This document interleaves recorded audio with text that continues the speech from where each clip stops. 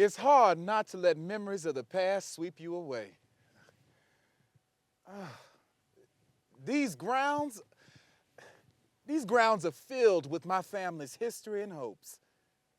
To you, it is Monticello, yes, but to us, well, we simply knew it as home, even though it was never ours to claim. Yet this home has been poured into by us. We gave it value. You see, since I was a young boy, I was taught to give my best in life and in my work. I simply followed the path that was laid by my brothers and my father. They raised me to be the man I am today. Back then, well, I was simply young Israel. But you see, my family, they taught me what it was to be a Gillette man. So today, I stand before you all as Israel Gillette Jefferson, a free man. I was born to two hardworking and devoted parents, Edward and Jane Gillette, and I was 10 in a number of 12 boys and girls, and we all were property to one Mr. Thomas Jefferson. And growing up, I have seen and heard quite a bit on this little mountain. I primarily worked in the house, tending to the fires, dusting books, stepping in as a waiter whenever called upon. But my family at large was everywhere. Nailery, or in the kitchen cooking, there was a Gillette. On the farm, making barrels, taking care of the horses, there was another Gillette. And even standing right before you all today, there's a Gillette indeed. And it was my father who always strived for more. Just wanted more for himself, wanted more for his family. And now I realize I think that's the best education that he could give me. You can't wait for something to be given to you because it may never come. Make it happen for yourself and the reward might even be richer. So today I find myself thinking on my family a great deal. When we were all leased to John Craven, my mother and father, they made their own money by selling melons and cucumbers, eggs and chickens. And I recall it was August, the height of August, and my father, he loaded and hauled 380 cartloads of stone in 20 days, all by himself. And this was at the tender age of 62. I used to wonder if my father was attempting to prove something, but now I do credit his steadfast efforts with the trust that Mr. Jefferson built regarding my family. Because it was due to that trust that many of us moved into new territories of life. You see, Mr. Jefferson was looking for a postilion, and this Gillette here was ready for an adventure. Almost. My brother James was alongside me. He took to working with the horses easier than I. So we both accompanied Mr. Jefferson on those frequent visits to Poplar Forest. And you know, on these journeys, these occasions, that's where I made some of my most lasting memories. None more so than November of 1824, before the arrival of the great war hero. Now, I had heard stories. I had seen the portraits, the Udon bust right there. But to know that the General Marquis de Lafayette was coming to Charlottesville for the very first time, it was news that spread far and wide. And there were many people gathered, all hoping to get a glimpse of the general. I recall seeing Martha Jefferson Randolph, who was the mistress of the plantation and Mr. Jefferson's daughter right before the general arrived. Our stations in life couldn't be more polar. But from a distance, strangely, I felt a familiarity. Someone wanting more than life station granted, but still confined to the pillars of duty and responsibility in a Virginia slave society. Wondering, what is the future holding for the foundation of America's freedom? It has been quite some time since I last saw the general. Well, and Father is very excited for his arrival. And I am excited that my father might be able to see his dear friend again. I will always treasure the time that I spent in France. In many ways, it may sound peculiar, but I feel as if I've lived not one, but two completely separate lives. On one account, there is the life that was always expected of me. Wife to our former governor, Randolph, daughter to one Thomas Jefferson, and mistress of a plantation and property. And much of these roles, they were almost predetermined for me prior to my birth. And then there is the life that I have held in my hand.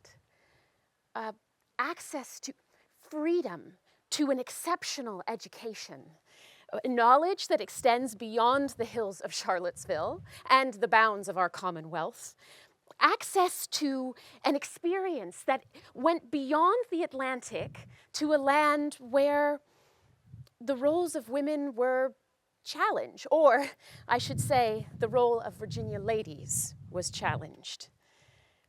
In many ways, my time in France offered me access to a freedom of thought that I had never experienced before. I mean, my father did always encourage me to be curious.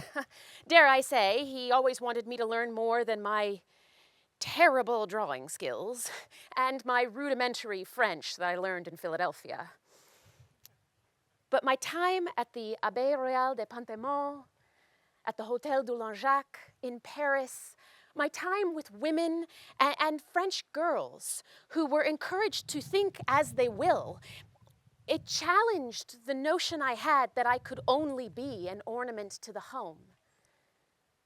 It makes me think of my mother. I wonder what my mother would think of the woman I have become. Despite that, though, France taught me one other thing. It is very hard to unlearn something once you know it. And no matter the feeling that I have lived two separate lives, I am well aware of my responsibility and my duty to this country, to this Commonwealth, to this property and its people, my people. Further, I am well aware that I am part of my father's legacy in expanding the ideals of liberty he helped establish almost 50 years ago. I know I have a role in this.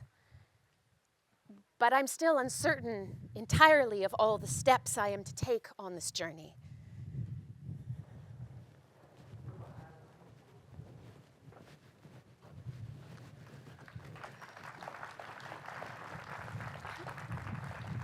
Patsy! Father! Pat. Please. Is it not suitable for a father to greet his eldest daughter by her beloved nickname? Yes, Father, it is, or it was when you were minister to France. But I am not a teenager anymore. That was decades ago, and we have all grown, haven't we? Oh, most certainly indeed, my dear dear Martha, I do marvel at the lovely lady you have become. Thank you. I will never forget the missives you sent to me in France. If you want me to love you more, you will apply yourself to your studies. I do believe that my insistence and encouragement towards your education has borne great fruits, I'd say. As would I. Oh, my dear, your mother would be so proud, as am I. Thank you. Father, it has been quite some time since you were last in the presence of the general, and I can't imagine how you are feeling. You and he have been through so much together, and now he's here. Did you ever expect that President Monroe would extend him an invitation to the nation? I did not, but I must admit I'm not surprised. Why not? Well, my dear, our nation is on the precipice of welcoming the 50th anniversary of our Genesis, and yet an entire generation is passing by, leaving it now in our hands. Oh, and I fear that our spirit and our history is waning. Well, we certainly have accomplished much since 1776, and yet there is so much that remains uncertain. If I may be candid, do you think that this nation has accomplished all it set out to do? Well, if I am to be an honest man, I think we have a long way to go. Oh, indeed, we've doubled the size of our nation. We have ventured into new territories, and yet there is so much more to accomplish. When I think back upon declaring, if you will, war against the greatest military power throughout all of Europe, why, many thousands thought we had lost our mind. There will be no clear victory, but we succeeded. And now we must thrive. We can never forget where we've been. We must continue to look forward well into the future. We must remember where we started. And I do believe there is none other to help lead us into this celebration than one of our nation's greatest friends and allies. The general. Indeed, we need hope. And he is just the man to resuscitate, if you will, the spirit of our citizen body. In fact, I do not believe that we would have been as victorious on the battleground at Yorktown without his military expertise. And when I learned that he would be sailing here to tour throughout our nation, well, indeed, then, dear, I thought I would invite him to Charlottesville. Well, dare I say he will be deeply impressed by your application of French influence to Monticello. I do hope. As I recall, almost 86 packing crates worth of French fineries. Who's counting? I hope you know how much I treasure my time in France with you. Oh, my darling, we could not have accomplished all we did without you being by our side. Oh, Father, I think it's time. What?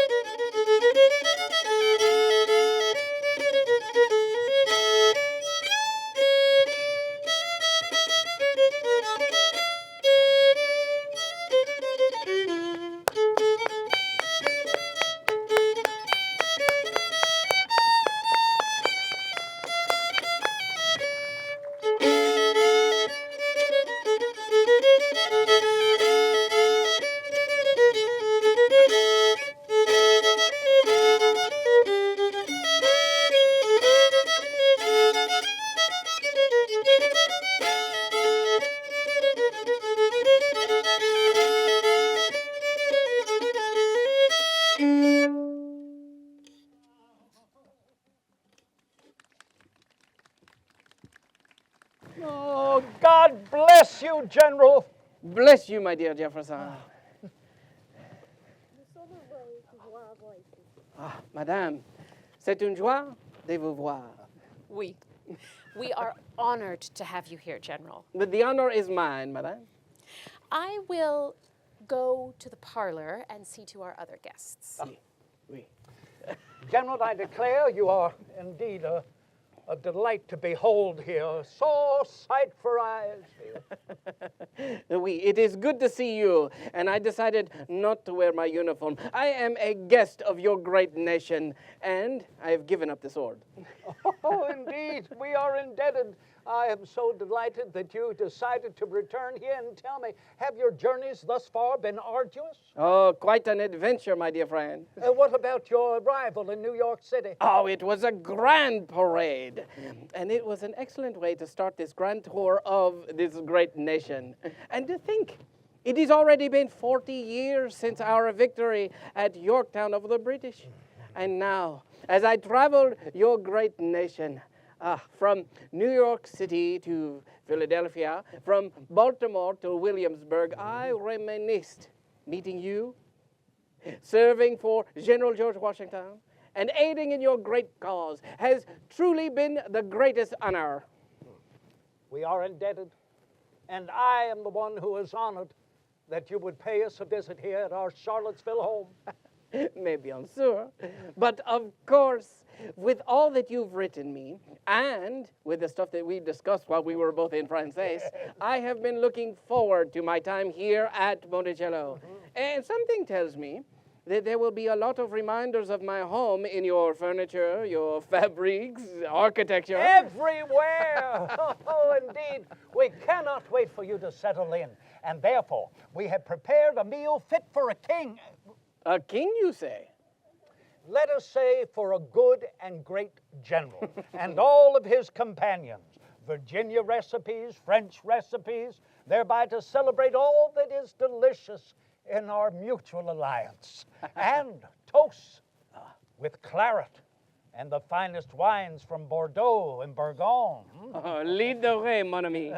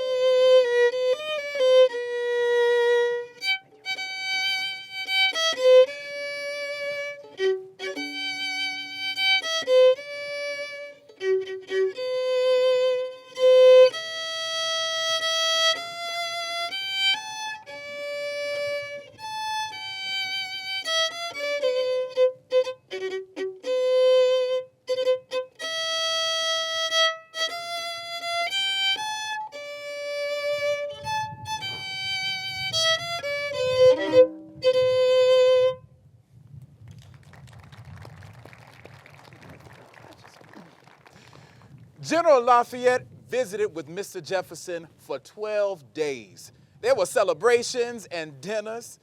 He and Mr. Jefferson even toured the university and reflected on their historic friendship.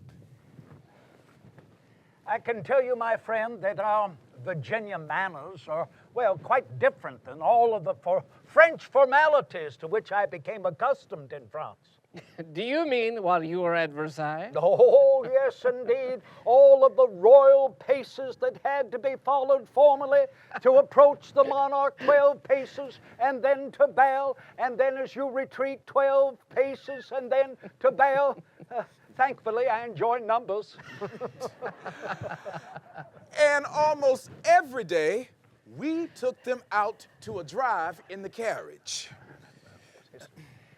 I enjoy much more the dreams of the future better than the history of the past. Oui.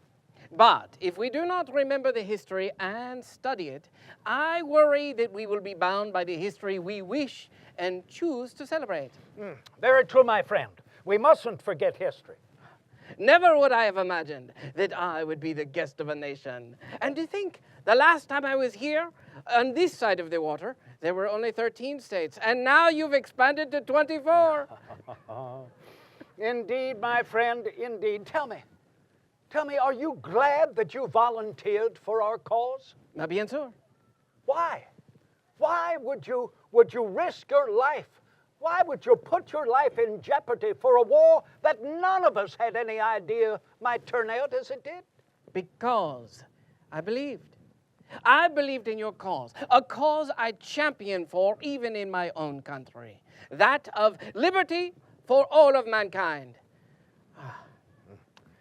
And yet, if I may confess, I fear that our spirit is waning. There are some who do not believe that we've made any advance at all. In those times, I minded but little concerning the conversations between Mr. Jefferson and his visitors. But I well recollect this conversation he had with the good Lafayette. General Lafayette and his son, George Washington, were seated in the carriage with Mr. Jefferson. The conversation turned upon the condition of those of us in bondage.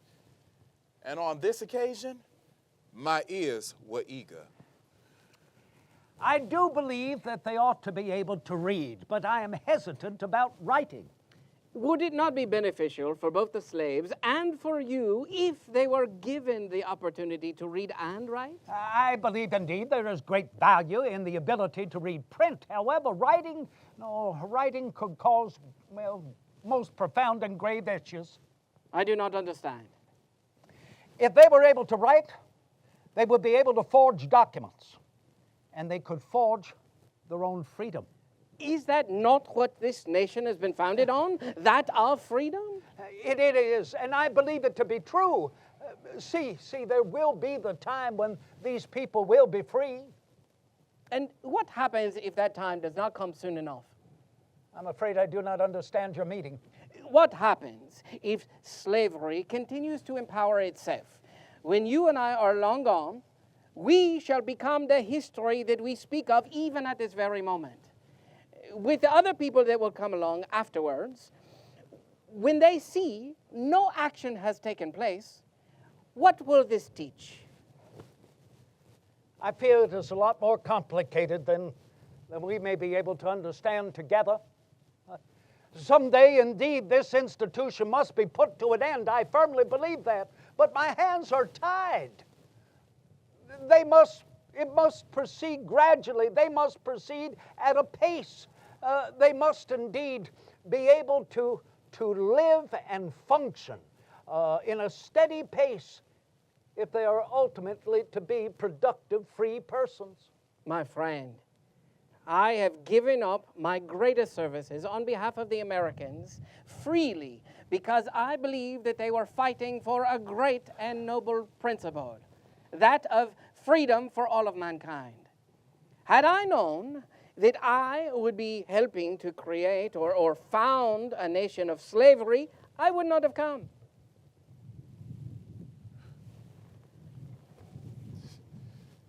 This conversation was very gratifying to me, and I treasured it up in my heart.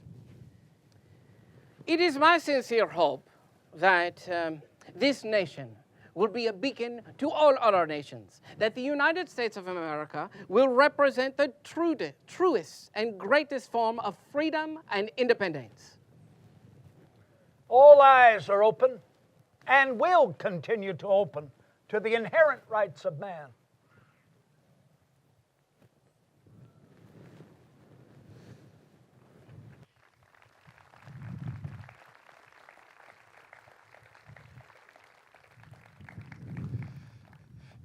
I realize more than ever before that time brings about the changes and effects and circumstances of life. It was September of 1825 when the general bid farewell to America one last time. He departed the federal city and set sail for home. And upon Master Jefferson's death on July 4th, 1826, A few in the household were granted their freedom. I was not in that number. I, along with others, was put up for auction. My 4 children succumbed to the usual course of those in bondage.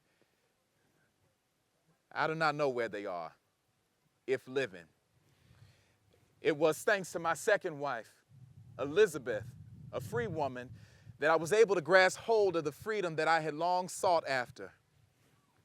I chose and I consented to adopt the surname of Jefferson.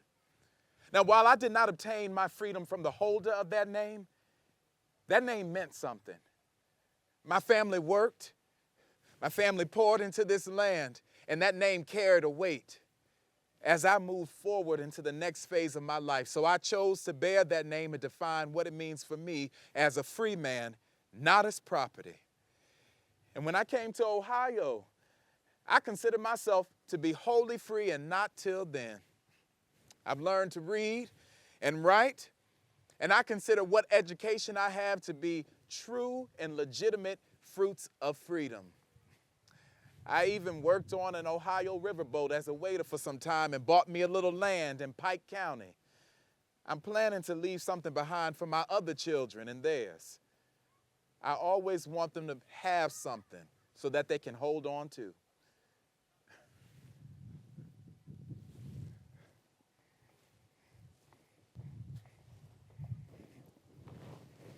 And so, may we always hold on to this history in order to remind us of the foundation upon which we stand. And how far we can travel because of it. A cause that is worthy of the fight. And the knowledge For all. A history worth celebrating. My dear Jefferson, Oui, mon ami. has the vision of America been realized, or is it all simply just a dream? A dream? Is it all a dream? I like the dreams of the future. Better than the history of the past.